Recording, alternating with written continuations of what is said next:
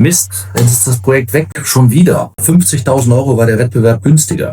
Dass jede dieser Sondermaschinen wahrscheinlich mit 25% bezuschusst werden kann. Ja. Biete dir die Maschine vielleicht für 400, aber du kannst dir 100 zurückholen vom Staat. Bei 300 schon viel günstiger als der Italiener mit seinen 350. Begegnen Ihnen das öfters? Kommt Ihnen das bekannt vor? Dann bleiben Sie dran. Ich habe in diesem Video ein paar Lösungsansätze, wie Sie mit dieser Herausforderung umgehen. Okay, Markus, für die dich noch nicht kennen, einfach mal ein paar Worte. Wer bist du? Wie verdienst du dein Geld? Wir stehen hier gerade in Köln im Rheinauhafen. Hier habe ich mein Büro.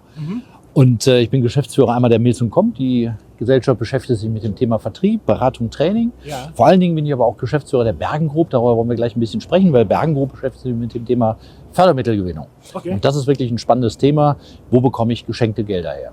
Stichwort geschenkte Gelder. Hast du ein ganz konkretes Projekt, wo du mal erzählen kannst, wie das da einen Verkauf erleichtert hat? Ja, also zunächst mal bin ich das Projekt, bin ich das Beispiel. Ich habe vor 25 Jahren angefangen, hatte keine Ahnung von vielen Themen und habe dann mal gedacht, es gibt doch so Förderprogramme, wie beispielsweise hier in Nordrhein-Westfalen gibt es die Potenzialberatung. Man kriegt 500 € Bezuschussung als Kunde, der einen Berater beauftragt.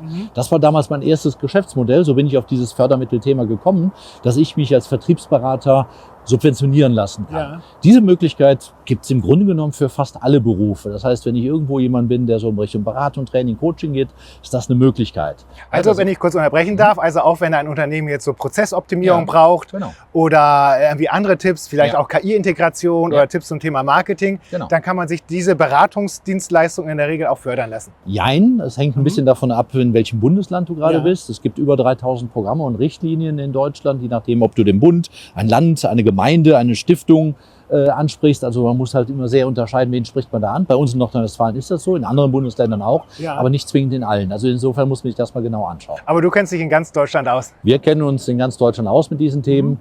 Aber das war jetzt mal so ein Beispiel, wo ich auf dieses Thema mal gekommen bin. Dann habe ich eben festgestellt, es gibt ja noch ganz, ganz viele weitere. Ja, also du fragst nach einem konkreten Beispiel. Ich war zum Beispiel neulich bei einem Werkzeugmaschinenbauer auf der Schwäbischen Alb, stellt sehr, sehr hochwertige Werkzeugmaschinen her, ein Sondermaschinenbauer, beklagte sich bei mir und meinte, Markus, die Italiener machen mir das Leben schwer, meine kosten 400.000, meine Maschinen in Italien bieten die das auch für 10-15% günstiger an. Sag ich, also so Richtung 350, ja, genau. Weißt du eigentlich, Sondermaschinen, dass deine Kunden, die deine Sondermaschinen kaufen, dass jede dieser Sondermaschinen wahrscheinlich mit 25% bezuschusst werden kann. Ja. Das heißt, du kannst deinem Kunden sagen, okay, ich biete dir die Maschine vielleicht für 400, aber du kannst dir 100 zurückholen vom Staat. Okay. Ach, das ist ja spannend. Das heißt, ich bin dann bei 300 schon viel günstiger als der Italiener mit seinen 350. Ja. So ist es. Das ist natürlich eine Hausnummer. Genau. Tja, und falls ihr euch jetzt fragt, sag mal, wie ist denn das? Wie komme ich denn da an die Information? Ich habe doch gar keinen Bock, mich mit diesem gesamten Ding zu beschäftigen. Schon mal jetzt eine gute Nachricht, weil egal, ob es später zu einer Förderung kommt oder auch nicht, mit Markus könnt ihr reden, es kommt keine Rechnung, er zeigt euch da Möglichkeiten auf und erst dann, wenn es konkret wird, spätestens dann wird, oder frühestens vielmehr, dann würde eine Rechnung kommen. Also durchaus fragen, keine Hemmungen haben, sondern einfach mal schauen, gibt es da Potenziale. Okay, Markus, aber wie kann man denn so Fördermittel ins Gespräch bringen als Verkäufer? Naja, als Verkäufer würde ich mich jetzt nicht mit fremden Blumen schmücken. Ich würde schon mal das Gespräch eröffnen und sage, also erfahrungsgemäß bei Investitionen in dieser Größenordnung, die lassen sich meistens fördern. Soll ich Sie da mal mit einem Experten ins Gespräch bringen? Der kann das ganz schnell und kurzfristig prüfen, meistens innerhalb von ein paar Tagen. Okay, und so ist man dann ja safe, weil man verspricht ja nichts, was man nicht versprechen kann. Genau. Aber man kann sich eben als Vertriebsmitarbeiter, so als Impulsgeber gegenüber seinem Kunden verkaufen. Genau so ist das. Aber ich kann mir gut vorstellen, und ihr ahnt es vielleicht auch schon so, wenn Bürokratie da so im Hintergrund ist, da kann man vielleicht auch das ein oder andere falsch machen. Gibt es denn so typische Fehler, worauf man unbedingt achten muss, wenn es um Fördermittel geht? Ja, eine ganze Menge. Ja. Also ich glaube, gestern oder vorgestern rief mich erst ein Kunde an und sagt, Markus, ich habe gerade eine Maschine gekauft, das war eine größere Summe, kann ich mir die fördern lassen? Und ich sage, wann hast du unterschrieben? Ja, vorgestern. Sag ich, ja, bis vorgestern schon. Ja. Aber wenn der Vertrag unterschrieben ist, wenn der Deal schon mal beauftragt ist, also wenn Fakten geschaffen worden sind, dann geht's nicht. Das heißt, im Grunde genommen ist der erste Rat, kümmert euch frühzeitig um das Thema, vorzeitig. Sobald du mit der Maßnahme angefangen hast, geht in der Regel nichts mehr.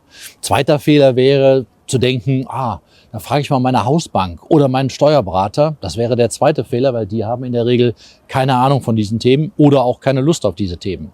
Oder das dritte wäre zu denken, das ist doch ewig lange Arbeit, das ist doch viel zu großer Aufwand für viel zu wenig Nutzen dahinter. Ein langwieriger Prozess. Nee, In den allermeisten Fällen nicht. Es gibt ein paar Programme, da macht es keinen Sinn, aber in den allermeisten Fällen macht es Sinn. Und wie du schon mal sagtest, Oliver, einfach mal ein kostenfreies Vorabgespräch führen. Wir checken das relativ schnell ab. Das wäre der vierte und letzte Fehler, zu denken, das mache ich mal schnell selbst. Das ist eine eigene Sprache, die dort stattfindet. Wenn du das falsche Wording verwendest bei Fördermittelanträgen, bist du ganz schnell raus. Das heißt, machst mit einem Profi zusammen und versuchst nicht selber. Du machst deine Steuern ja auch über deinen Steuerberater und machst sie in der Regel nicht selber, zumindest dann, wenn es ein bisschen komplexer ist. Okay, cool. Also ich lerne daraus, nichts versprechen dem Kunden, bevor man nicht selber überhaupt grundsätzlich Ahnung hat. Auch überhaupt nichts unterschreiben, bevor man überhaupt auch die Zusage bekommen hat. Nicht die Zusage von Markus prüft das, sondern vielmehr die Zusage dann auch eben von der Behörde, die sagt, wir würden das dann eben auch entsprechend fördern, dass man erst dann sich die Unterschrift holt. Also wenn du irgendwas mit Digitalisierung, mit KI machst, wenn du irgendwas mit Energieeffizienz machst, mit Transformationsprojekten, dass wir CO2-neutral werden.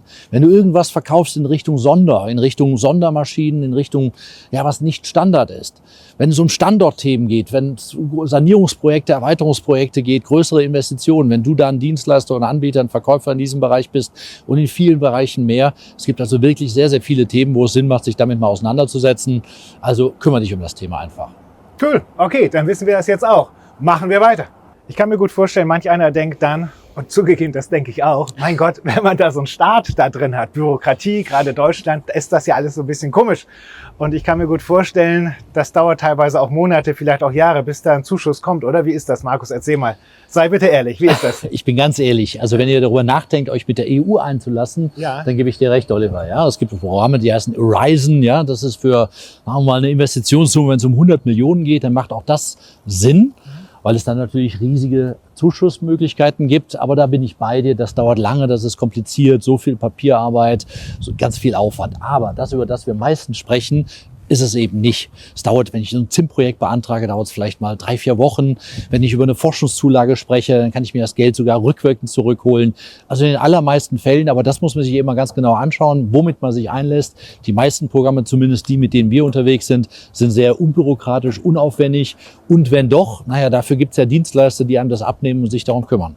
Okay, Deutschland ist ja auch Exportweltmeister und manche Unternehmen haben ja so einige Kunden im Ausland sitzen. Wie ist denn das so? Wie unterstützt denn da die EU, Deutschland, wer auch immer, wenn es um Internationalisierung geht, Gewinnung neuer Märkte? Also grundsätzlich ist der deutsche Gesetzgeber natürlich daran interessiert an dem, was in Deutschland passiert, aber es gibt natürlich auch Ausnahmen. Also wenn ich jetzt beispielsweise mal über das Thema Messe nachdenke, gibt es viele Möglichkeiten, dass ich über Messebeteiligung, Beteiligung der Kosten an den Messeständen nachdenken kann oder mehr Zuschüsse holen kann.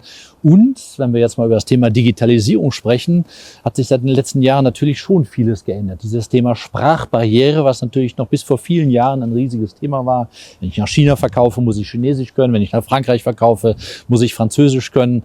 Das hat sich dank KI natürlich alles ein Stück weit relativiert. Das heißt, darüber nachzudenken, die eigene Homepage für die eigene Markterschließung mal insoweit auszubauen, dass ich da KI draufsetze. Ja? Also ich habe Kunden, die haben mittlerweile eine Homepage in 84 Sprachen hinterlegt. Ob ich überhaupt noch einen Partner im außereuropäischen Ausland brauche. Ja, wenn ich eine Servicegesellschaft dort installieren muss, brauche ich die sicherlich. Aber wenn ich meine Produkte einfach so an den Kunden verschicken kann, reicht es vielleicht, dass ich einen zentralen Vertrieb bei mir habe. Ich muss halt nur sprachlich in der Lage sein, das zu tun. Das heißt, über das Thema Digitalisierung, Einbindung von KI, große Digitalisierungsthemen, da gibt es eben viele Möglichkeiten, wo es auch Sinn macht, sich mal darüber nachzudenken, wie kann ich mir die internationale Markterschließung ein Stück weit über Messe, Digitalisierung, Sprachen subventionieren lassen. Okay, cool. Also Wahnsinn. Es gibt extrem viele Möglichkeiten. Und ich glaube, das Schlimmste ist, ihr kennt es vielleicht auch, ich kaufe hin und wieder Aktien. Und manchmal fällt eine Aktie. Ich gebe zu, es ärgert mich weniger, wenn die Aktie fällt, wenn ich sie gekauft habe, als wenn ich denke, ich müsste sie eigentlich kaufen. Ich kaufe sie nicht und dann steigt sie. Und ich denke, ähnlich ist das auch mit Fördermitteln. Ich glaube, man beißt sich sonst wohin, wenn man im Nachgang erst erfährt, es gibt Fördermittel oder es hätte Fördermittel gegeben. Und darum meine Empfehlung, wir blenden dir gleich hier mal einen QR-Code ein. Unter dem Video ist auch ein Link. Da kannst du dann direkt bei Markus anfragen. Kostet kein Geld. Du schreibst einfach, sagst ihm einfach, was du genau gefördert bekommen willst. Er sagt es dir dann frei heraus, wie es ist, zeigt dir dann Möglichkeiten auf. Okay, und dann haben wir da ja noch so ein Leckerli, oder? Genau, es gibt ein Buch, das ich gemeinsam mit einem Kollegen geschrieben habe, das sich genau mit diesem Thema Subventionen auseinandersetzt. Gerne, wer sich auf dieses Video hin mit dieser Anfrage meldet, legen wir nochmal ein elektronisches Buch on top. Da steht nochmal ganz genau detailliert beschrieben, welche Möglichkeiten du hast. Dieses Buch kriegst du dann ganz exklusiv, wenn du dich hier entsprechend meldest. Und damit das dann klappt mit dem Buch, ein ganz wichtiges Passwort muss da rein, nämlich Oliver. Schreib einfach Kennwort Oliver da rein in diese Maske und dann weiß Markus auch, dass dir dieses Buch zusteht, über 100 Seiten. Ja, wir freuen uns, wenn wir da den Leuten ein bisschen helfen konnten und dass ihr zukünftig noch bessere Geschäfte macht. Denkt dran, Kunden kaufen immer. Die Frage ist nur, was bei wem. Und wenn ihr da Subventionen holen könnt, nutzt sie einfach, um günstiger zu verkaufen oder grundsätzlich, um euch leichter zu verkaufen. Viel Spaß! Und wenn Sie das Thema interessiert, ich habe hier noch 2 weitere Videos verlinkt, da steigen wir ein bisschen tiefer in das Thema ein. Gerne können wir auch miteinander sprechen. Buchen Sie hier einen Termin und ich beantworte alle Ihre Fragen zum Thema. Wenn Ihnen das Thema gefallen hat, abonnieren Sie gerne den Kanal, dass Sie nichts verpassen. Schicken mir eine Mail, hinterlassen mir ein Like und ich freue mich, wenn wir uns wiedersehen.